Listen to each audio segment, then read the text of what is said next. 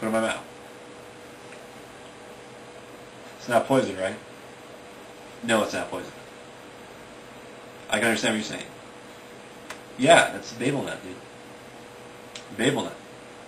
Yeah, man. It's a babel nut. Special little nut. It's got a little spell on it. You can understand. Oh, okay. Wow. You know. Hey, how you doing? My name's Jim. Hey, Jim. I'm I'm Rob. Rob. All right, cool. You know, that's the interaction. Your first interaction with an alien race of people.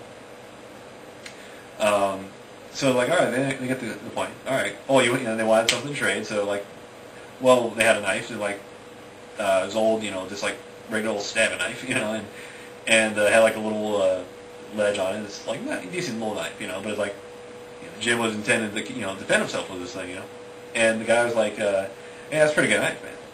That's like really, wow, you know, did you kill somebody for this, you know? And it's like nice, you know, really, you know, wooden handled dagger, you know, it's got good balance and stuff. And, he was like, no, I didn't, you know, I had it, you know, it's mine, you know. It's like, well, do you want to trade for it? It's like, no, it's fine. You know, like, well, okay, I'm just saying, you know, you get any more daggers like this, man, I'll trade you good stuff for it, you know. And Jim's like, all right. Bing, you know, and it's like, so they start talking to this guy, and they get all this info, and they realize that, you know, hey, man, this is what we do in this world, right? We could just travel around. We could, you know, well, this is kind of the group consensus, but they kind of talked about it, and they kept coming back to the world on the weekends, you know, especially. But there was a tavern in town, and they go over there, and they met up with the dude, the barkeep, and he was cool, and he's like, you know, he'd give them drinks, you know, and you know, they pay, the kids had to pay, and they understood that, and like what they really just started doing was like they started bringing stuff and trading it. You know, they realized, oh, we can trade stuff for you. So next time they came, they brought some stuff. They went to the store and they bought little wooden and metal, you know, knives and silverware, you know, and like a big old stack of it, you know, and they brought it back.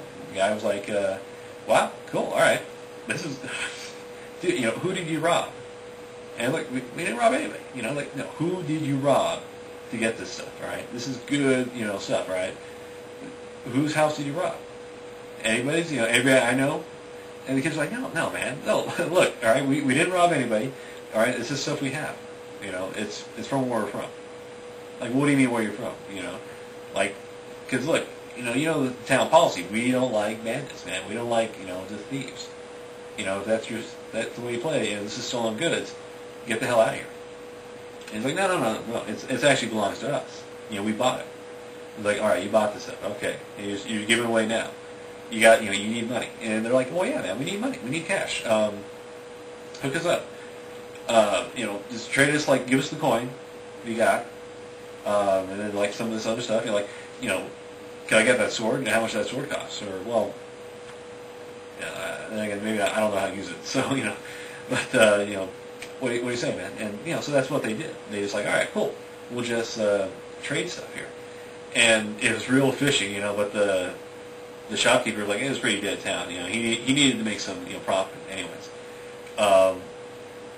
And he's like, all right, cool. You know, it's like, man, these kids aren't, you know, exactly, you know, doing too much other than going to the tavern and drinking, because they go to this tavern, and, you know, they gotta give them drinks, you know, they got food, you know, and they get food and they get sick, man. It's like it's all right food, you know, but it's like they eat it, and then one of them got food poisoning, you know, and it's like, oh damn, dude, you know, and they got the runs, you know, diarrhea and vomit, you know, and just like, oh dude, you know, the food was just horrible half the time, you know, and so they wouldn't always eat. They just go there to drink, you know, because they had ale. And it was like really hard, bitter stuff, but it was a penny. You pay a penny, you get like a whole, like a bunch of ale, you know, as much as you wanted to drink.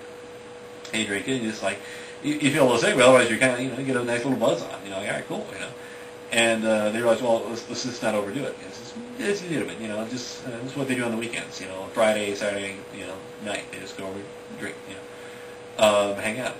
Unfortunately, there's like two ugly waitresses there, you know. Yeah, that's their fault, you know. But you know, one's pregnant and the other one's just got warts, and she's pretty old, you know. Like, so not exactly what you wanted, you know. Like, all right, but otherwise, just a cool, you know, barkeep, you know.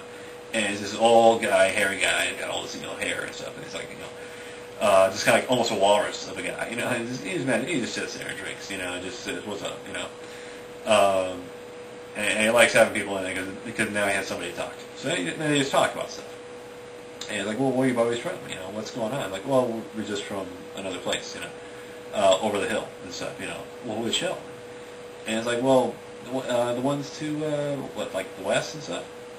They're like, "All right, well, you know, if you guys are moving up in the world, you know, if that's what you want, you know, there's better places, you know." So I hope you realize that this is just a nicer community that you guys are in now. And you got to realize this is exactly what these boys are hearing. Because when people, with a spell, you have clear language with each other.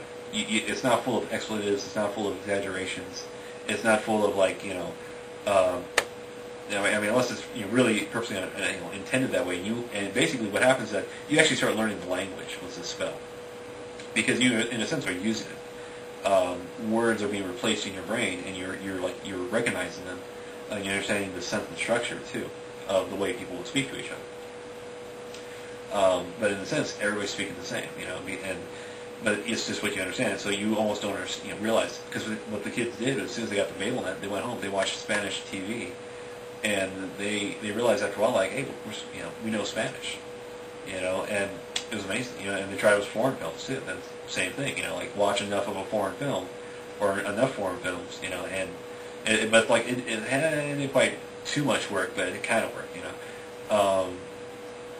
That's why I don't like magic. So I'm sorry about this book having magic in it, but my other books, no magic, no magic at all, you know, because I just don't like that stuff. I just don't like magic. I don't like the idea that somebody's going to have more power than me. And I think really that's what I don't like about a lot of stories out there, is that it's this idea, you know, ingrained in the story that there are people who are better than others. And I don't like that. I don't like that at all. So that's my writing, is that I hope, and that's what I hope people get, is that you're going to see, like, there's nothing different between people. It's just how you behave. So that's the whole Shakespeare thing. This is how they understand each other. You know, it's just very serious, you know, somber, and it's also very direct to the point that this is exactly what I mean to you. So, and that's kind of the beauty of the language. You know, so you're not BSing with people. And the other thing is, you realize that, well, that's because, you know, these kids are men on this world. These kids are 14 years old. You know, this is the age where you start doing something with your life. You're either taking up your dad's trade, or like you've already been working it a year or two, or you're going to go become a soldier, you know, or you're a farmer, kind of thing, you know. And that's about it. That's all your choices are in life. You know, as a man, you had to work or you had to fight, you know. And then when your choice is how to fight, well, there's different ways you can do it. You know, you could fight to survive, and that's stealing, you know, because you're just kind of running in and you take whatever you can and run out. Sometimes you have to fight somebody, but that's also understood. So, because you're armed with a knife, at the least, you're armed with a knife. So everybody's armed. You know, everybody's like just they got to protect themselves. You know, even when you just walk around your house, you know, you just kind of have a knife. You know, this is a really rough place. Anybody can bust in, you know, at any time for any reason, and you just have to be careful. You know. So you just want to make sure you're safe, you know, and at least have a weapon of some sort, and within reach, too. But these kids come by, and you know, they got stuff. They got a lot of stuff, and they keep selling it, you know. And all I want to do is just drink and just hang out, you know, and, you know, and they just keep asking a lot of questions about stuff. And it's like, you know, what are these kids' games, you know? But, you know, they kind of get to know people. And actually, by the way, this is not in the book. This is the whole the pre-story, you know, through the book. So I figured, what the hell is this? You know, tell it, because you're gonna infer what had happened. But I figured it's not in the book, so I'm not exactly giving stuff away, except for the prologue. But anyways, so they understand that, like, look, you know, we just want to know where you guys really are, what you're doing, you know, and what you want with what's in this community. And that's kind of like, you know, the gist of what was understood in their conversations with each other. And the boys just like, well, you know, we just want to hang out, really.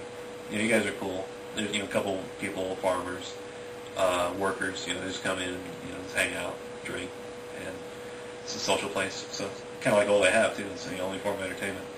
And if they're lucky, some guy comes by who can play